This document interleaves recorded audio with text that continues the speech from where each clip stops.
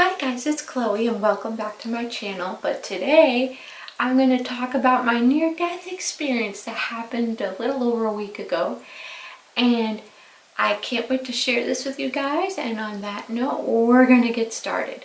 So I do a day program for individuals with autism through Emory University's campus. And to preface, I use my wheelchair for this program because in my opinion, we do a lot of walking. And it was a crisp, clear day outside.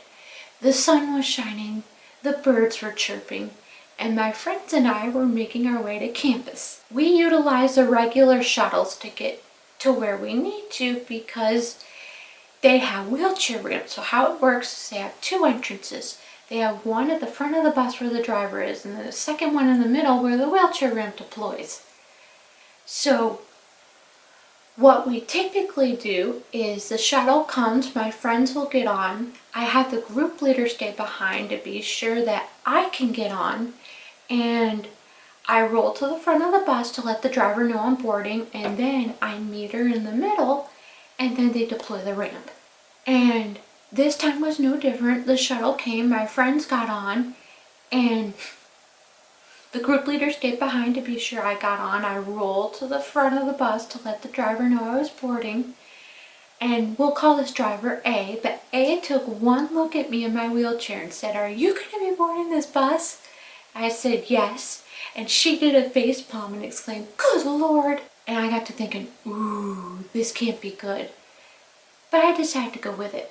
So I rolled over to meet her where the ramp was, and there's a switch to right next to where the ramp deploys so that you can deploy the ramp.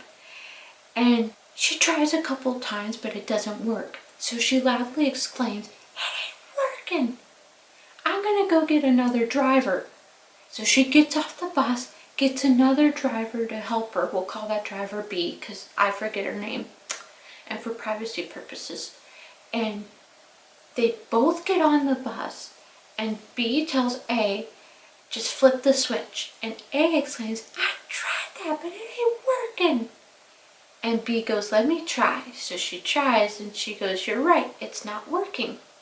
A, can you flip the switch again? And in the meantime, I'll get the ramp a gentle push." So they did that, it worked. So they went to go work on flipping up the seats. And in the meantime, while the ramp was deploying, one of the bolts snapped off of it. But that was the only way I could get on the bus. And we were already running late because of this. And we have a rule in the group where if one of us can't get on the shuttle, then we all have to get off and find another one because some of our friends don't know how to use these shuttles. And I decided to get on. And I was on the ramp and the group leader was behind me to be sure that I didn't go backwards or anything. And they were still pulling up the seats. And A tried to pull it up, but it didn't work. So she loudly exclaimed, "It ain't working." And B goes, "A, you have to be aggressive with the lever." And A said, "Well, I ain't going to try again because it's probably not going to work anyways."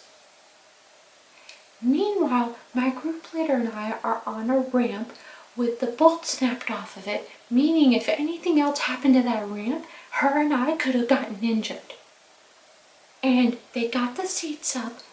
B apologizes to me, and I roll in and lock the brakes on my wheelchair. And B tells A to go to the front of the bus where there's a box behind one of the seats that has the constraints to strap my wheels in.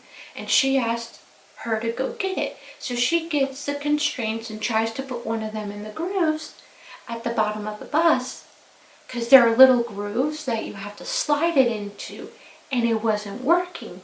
So she loudly exclaimed, "It ain't working."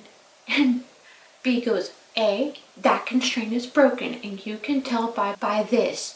Go get another one." And she was not happy. So she got another one, brought it back, and was able to slide it in. But she wasn't able to strap in my wheelchair. And she tries to strap in my wheelchair and can't do it.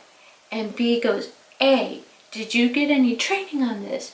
And she goes, "Yeah, but they didn't give me enough." And then A starts screaming at B And I'm sitting here going, moo. And B ended up apologizing to me, and A eventually did too. They got me strapped in, they pulled up the ramp, B had left, and then A went to her seat, strapped herself in, and we left. And the group leader and I just looked back at each other with wide eyes. And I texted the group leader and I said, hey, can you stay back on to be sure that I get off the bus when we stop? Because I was seriously afraid that she wasn't going to let me off or didn't know what she was doing. And the ramp was broken, so she had to give it a push, and it worked. And I got off just fine. And at the very end, I asked the group leader after the driver had left if I could report her, and she said yes. So I am in the process of doing that right now. Overall, this situation made me feel very uncomfortable, and I felt embarrassed, and I felt like I was an inconvenience and burden to them, which shouldn't have been an issue. And bus companies, universities, do better in training your staff.